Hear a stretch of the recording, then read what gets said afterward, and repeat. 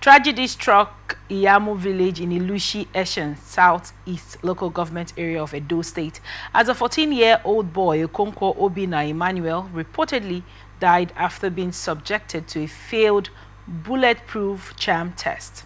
The incident, which occurred on April 2nd, was reported to the police by the victim's elder brother, Okonkwo Obinna.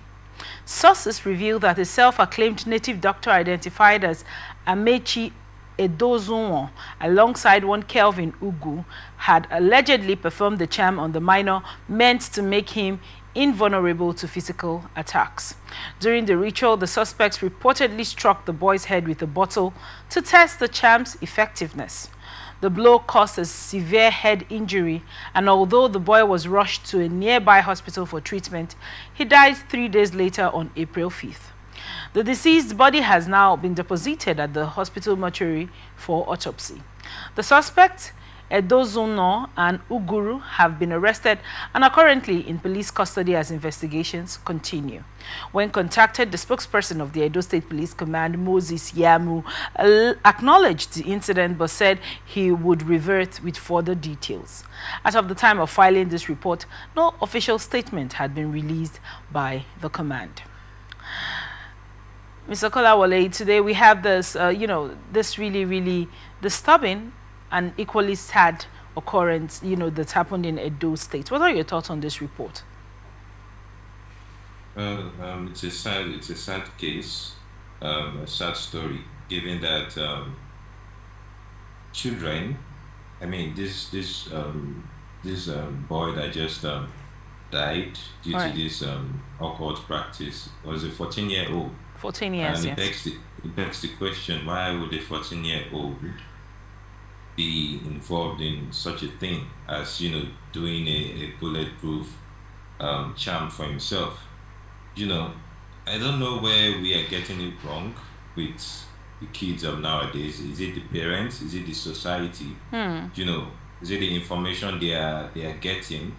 Because what would make someone, I feel like when you want to get answers to questions, right, you ask the right questions. So I'm asking myself, in my head, that what would make a 14-year-old want to, involve himself in this sort of thing? It's going around the same answer in my mind around, the ill effect of social media. The things they see online, they see that people are, doing this. People are getting rich. They are getting access to this information online. It might not be online. It could be from a friend, telling him, "Oh, I know someone that can, make you immune to bullets and bottles and whatnot." But do you think this 14-year-old is involved in crime to the tune that he needs some form of protection? It's almost like saying you want to be a doctor and you don't have the right degree and the right, tools to use. I'm sure and possibly was intending to do something in crime, something we can call crime. Because why else would you want a bulletproof charm? I don't think it's for the fun of it or for jokes, right? It's most likely a test. Maybe it might not be outright crime right away, but it's probably just a test for something bigger. So that's why I feel it's crime inclined. Then I go further to ask myself, how do we, once we see problems like this, what are the solutions, right? Right. What is the government supposed to do? What are people supposed to do? What are parents supposed to do? This issue is not something we just expect. Problems don't just automatically fix themselves, and you might not just fix such problems using one route alone or using one solution. Everybody has to be involved. Now, parents have to be careful with the information their kids have access to. Parents need to check maybe their kids once in a while. You have conversations with them. When you have conversations with them, you'll be able to tell the frame of mind, that your child is operating under, right? You will sense these things. When you ask questions as a matured adult, you would understand, you would be able to tell if your child is growing up the right way. Then to the government, what is the government doing about issues like this? Nowadays, we hear cases of um, rituals, people cutting off the heads of others, people involving themselves in cultism and whatnot. What is the government doing about it? All right. Now, you know Uh, that there's been a rise to the case of cultism in secondary schools, and we did report that in a school, I think in Edo State still, cultist children were actually fighting, and it got really, really bad. Now, do you think that now you've gone through and mentioned, the role of the government. You've talked about, the family line and how you think families should come in. But then again, when we dwell on the government, given that we have a lot of bodies, that serve the rights of children, we have a lot of laws that serve the right of children. The same way we have a lot of agencies and organizations that are actually in tune. And when I mean, several organizations, I'm equally, talking about the number of non-profits and NGOs that we currently have in Nigeria. Do you think that this fight to make children realize that there is a better tomorrow, I mean, that at its core, if you're able to scale through point A, maybe learn a skill, learn a trade, build yourself, you are going to turn out better? Do you think now, if you look at it, these non-profits and all of these collaborative bodies, do you think they're doing their best to amplify the fact that children get to realize, or young people as it were, get to realize that there is light at the end of the tunnel, no matter what it is going on in their life now, as they should be involved to help us evade issues like this magnitude?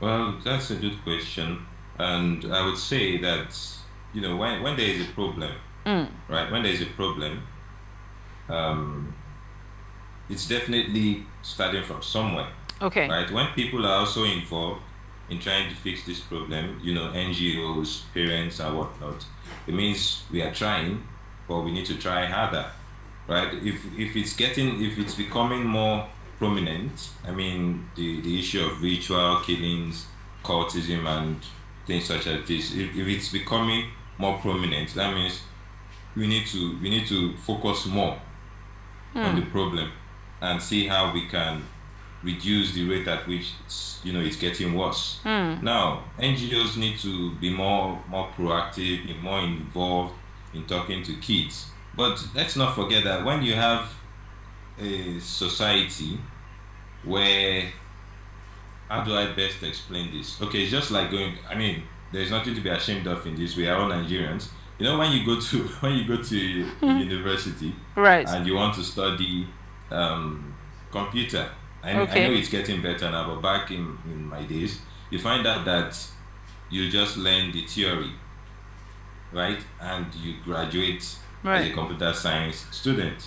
You might have seen the ICT room maybe once or twice, a faculty or a department that has maybe 100 students might be sharing 20 desktop sets.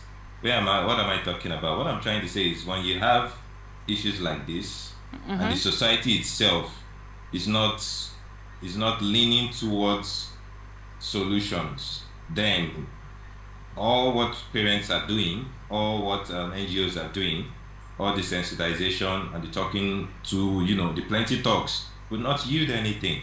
Why am I saying this? I was asking a question earlier. What is the government doing to reduce this issue? Now, I feel like, I know, when we talk about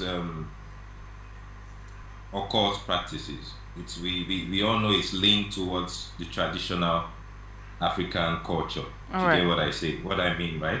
So we live in a civilized era now. I know that traditional African culture is part of us. It's whether we like it or not. It's our heritage, it's our custom, But we live in a civilized age now. What is wrong if the government cracks down on the rate at which these things are going? And when I say Crack down on what? You know that Governor Soludo of Anambra State has actually, cracked down a lot on practice. Should we call them herbalists now? Herbalists and ritual medicine men, as it were. Do you think that is that the kind of crackdown you're talking about just now? Yes, that's what I'm trying to say. I mean, some people might come at me and say, "Oh, not all of them are bad," All right. and all of that. That's true. But even if you are not, I'm not saying we should, take them off completely. But at least let the government try to see a way that they can, you know, keep an eye on them. Right, I but think but you also do know that in Nigeria there is freedom of worship as regards whatever you choose to believe in, whatever you choose to serve, definitely, and definitely. But that equals to the fact, as it were, that traditional practice has preceded Christianity in the African context. Even before we came here, traditional practices were already done. If you look at books from the past. Things Fall Apart and Co., you will see that traditional practice was actually the core that did hold the people together then. What do you think changed when you look at, the practice of traditionalists now?